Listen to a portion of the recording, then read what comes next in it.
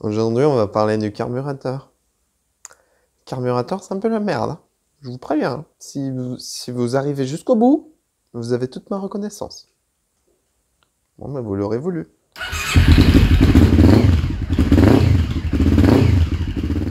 Le carburateur. Un petit peu d'histoire. Le carburateur a été inventé en 1885 par Carl Benz. Le carburateur fonctionne sur un principe passif, c'est-à-dire qu'il n'a pas besoin d'électricité, il n'a pas besoin d'énergie mécanique, hormis celle-là. Il fonctionne sur un principe physique. Ce principe, c'est l'effet Venturi. L'effet Venturi, il dit quoi? Il dit que quand un flux d'air passe dans un tuyau qui se rétrécit, tu vois le tuyau qui se rétrécit là, à l'endroit où ça se rétrécit, en fait, il y a une dépression, et du coup, si on relie ça à un autre truc de l'air ou de l'essence, eh ben ça va aspirer. Donc le carburateur fonctionne sur ce principe-là. C'est basique, c'est simple, c'est archaïque, mais ça marche. Pour fonctionner, votre moteur, il a besoin d'un rapport stoichiométrique. Stoichiométrique, c'est la meilleure combustion possible pour qu'il n'y ait pas de pollution. Donc ce rapport stoichiométrique, c'est de 14,7 grammes d'air pour 1 gramme d'essence. Le carburateur de base, on a ce qu'on appelle une cuve. Donc c'est là que arrive l'essence, où il y a une mini réserve d'essence. Dans cette cuve, il y a ce qu'on appelle un flotteur. Il est relevé à un pointeau, d'accord? Donc par gravité, quand la cuve est en niveau bas, le pointeau descend, et l'essence remonte dans cette cuve pour toujours avoir un niveau à peu près constant. Ensuite, dans cette cuve, on a ce qu'on appelle un gicleur et de ralenti et un gicleur principal. Alors, un gicleur d'ailleurs, c'est quoi? Un gicleur, c'est tout simple, hein. C'est ça.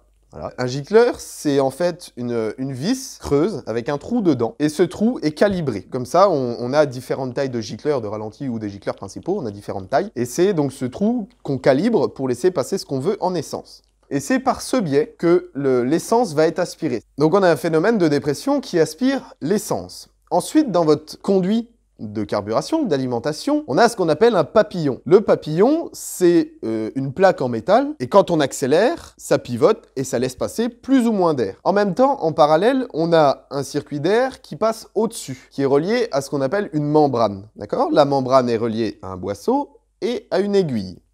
L'aiguille, elle est dans un puits d'aiguille, ok? Plus vous allez accélérer, plus le moteur va aspirer d'air. Donc, plus la membrane va se lever. Donc, l'aiguille va se lever aussi et va laisser passer plus ou moins d'essence. Et c'est pour ça, en fait, que quand vous ouvrez à fond, même à bas régime, votre moteur, il va pas se noyer. Le moteur n'aspire pas assez d'air et l'aiguille ne lève pas assez. Et c'est comme ça qu'on arrive à mélanger notre air essence à peu près tous les régimes. Le papillon s'ouvre, on laisse passer de l'air, l'aiguille se lève et l'essence aspirée par le gicleur, l'émulseur, hein, ce qui fait que ça fait... Voilà, c'est vaporisé là-dedans et c'est aspiré. On a aussi le starter. Alors le starter, en gros, c'est pour gaver en essence le moteur, pour qu'il puisse démarrer à froid, qu'il ait plus de facilité. C'est juste ça. Hein. Le starter, c'est ça, c'est plus simple.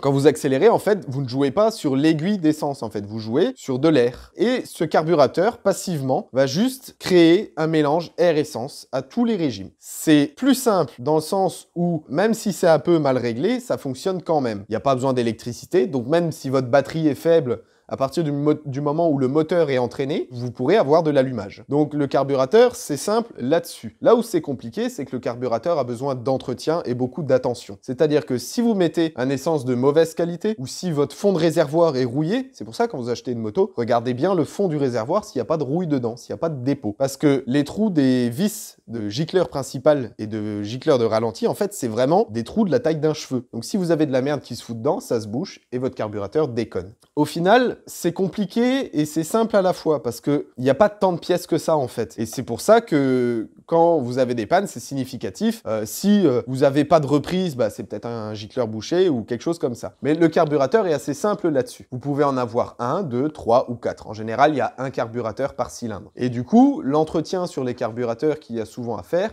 c'est ce qu'on appelle des synchronisations. C'est pour mettre tous les carburateurs d'accord, pour qu'ils expédient tous autant d'air et d'essence dans le moteur.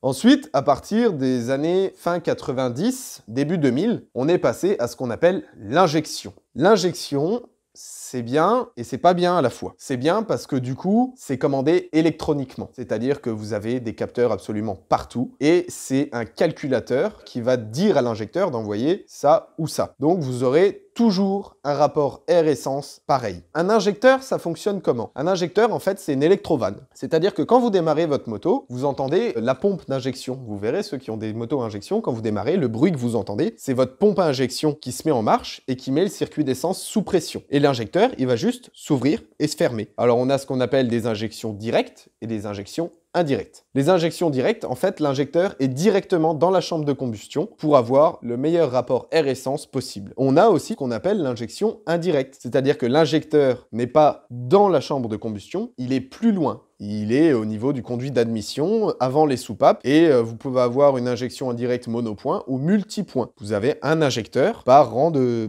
cylindre, en fait. Le problème avec l'injecteur, en fait, c'est qu'au fil des années, vous avez des capteurs, mais absolument partout. Vous avez des capteurs de température d'huile, d'eau, d'essence, de absolument tout. Vous pouvez avoir un nombre de capteurs sur votre bécane absolument incroyable. Et le problème, c'est que chacun de ces capteurs, c'est une source de panne. Mais après, c'est sûr que vous aurez une carburation bien meilleure. On peut envoyer à des pressions beaucoup plus hautes. Sur certains moteurs essence de voiture, sur les motos, je sais pas encore, mais on peut monter jusqu'à 250 bars de pression. C'est absolument énorme, hein. Dans un pneu, vous avez 2 bars 5, 3 bars à tout péter. Là, on est à 250 bars de pression. On peut pas aller plus haut. La vaporisation est bien meilleure, le mélange est bien meilleur, l'explosion est bien meilleure. Donc vous avez des motos de plus en plus performantes.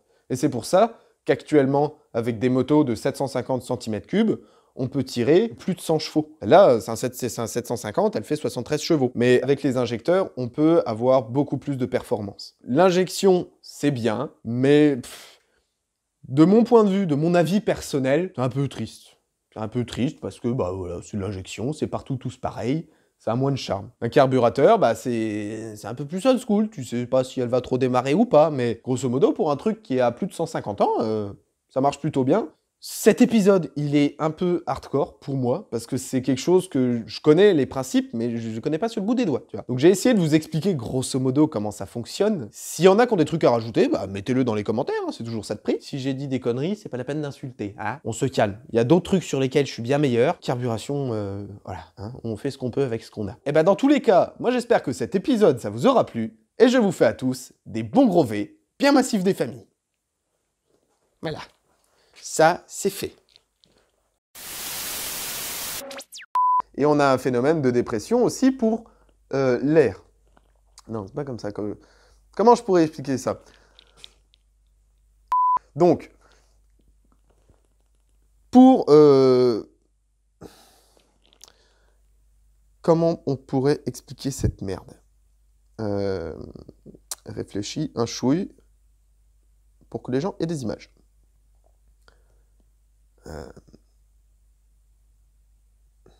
Ok, je vois le bail. Donc, ce qu'on a, on a un puits d'aiguille. Donc, on a une aiguille. Non. Putain, j'ai dit c'était un baisable carburateur. C'est une mauvaise idée de faire ça, putain. Ah. Ok, donc l'aiguille est dans le puits d'aiguille. Quand la membrane, elle se lève, ça laisse passer plus ou moins d'essence. Putain, mais c'est simple quand j'explique comme ça. Hein? On va laisser passer plus d'air. Crevé, moi. Donc, on va essayer de réexpliquer ça à peu près bien. Pour la 3e fois. Réfléchis, ça va le faire, ça va bien se passer. Okay? Pour accélérer, maintenant. Oh, dégueu, là. Oh, il était immonde, celui-là. Et plus tu accélères, plus ton moteur... Alors, on va faire une différence entre... C'est affreux, putain, c'est affreux. Je vais me mettre en PLS sur le côté, là. C'est ce qui se passe avec certaines motos quand tu accélères trop et que ça va pas. Ça veut absolument rien dire ce que je viens de dire, putain. C'est... Oh, la merde que c'est, quoi. C'est affreux. Je suis dans le mal le plus total. Est-ce que c'est clair, à peu près? Est-ce que tu vois le bail? C'est imbaisable à expliquer de manière comme ça. Bon, bien sûr, il y a des petites vidéos. Hein. J'espère qu'avec les petites vidéos, tu auras compris. Mais, voilà.